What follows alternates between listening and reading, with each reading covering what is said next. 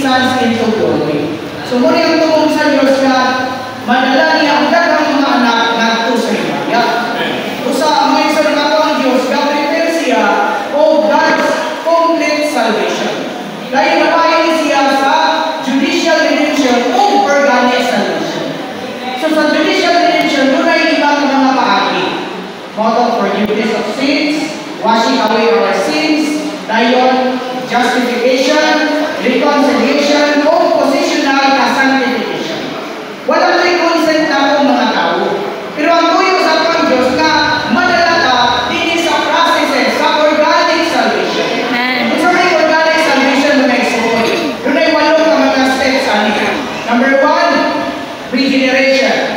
Dayon, dalong na dito sa feeding pa. Kaya ikatulo, dispositional sanctification. So, kining dispositional sanctification, palagianan nila ito mga igsoon nga bata na mabalaan ka o manalakaan ito sa pagkabalaan mga igsoon. Next, ano yung renewing, transformation, building up, conformation o glorification. Salamat sa Ginoo nga inunani ang iyang tuyok na niya. Usa, matagad daw, matagkaroon mo niya, makaluhol kinungtala sa Ginoo mga igsoon. Kaya nga morning revival, kapito sa mga steps related sa pagbalatan nila ito, sanctification. Kung sa Malaysia, it is the seeking sanctification. Ikadwa, redeeming sanctification. Ikatulo, regenerating sanctification. Ikaapat, renewing sanctification. Ikalima, transforming sanctification. Ikauno, conforming sanctification. Mao ang glorifying sanctification. Kining tanan ano nga madalata diha sa pagkabalaan. So, mga isong ganong madala, nagpupok man sa Diyos na dadong ka sa pagkabalaan. Kaya maumanin ang hinimuha sa kasing-kasing sa atong Diyos o maumanin ang iyahang pamatigayin. Kung naman nila ito mga isong sa imar na ito, doon ay enter into the veil and come out of the cup. Pero magkikinahanglan man ka, yung musulod sa tabi, o mugula, mugawas, gikan sa kampo.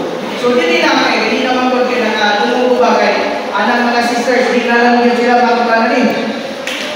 Di na lang yun mo mag-pick-up di na lang yun magtagawa. So, kinahanglan ka, musulod sa atong espiritu, o mugula, gikan sa reliyon. Kung sa may lakas sa reliyon. Sa reliyon mga isun, usa ka espiritu nga naa is idolatry. Pagsimba o Diyos-Diyos. Pero mga isang dinifine sa katapusan ikaw sa outline sa Roman numeral 2b, doon ay 1, 2, 3, 4, 5 yan. Dinifine ko nung sa ang pagsimba Diyos-Diyos. Kung sa mali ang pagsimba Diyos-Diyos, self-beautification leads to idolatry. So, hindi mismo ang pagpa-anya, pagpagwapa. Mao ang pagsimba Diyos-Diyos.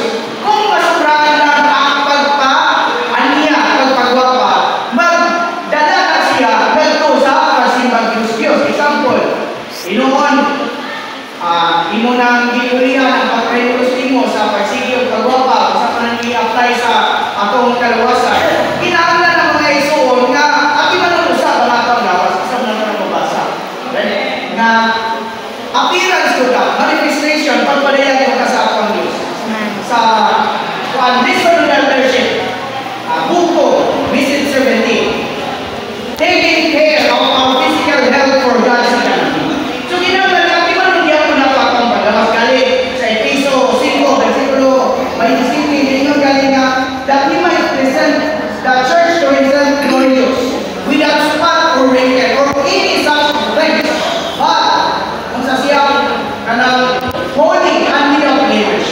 So, hindi kinahanglan yapon, pero kung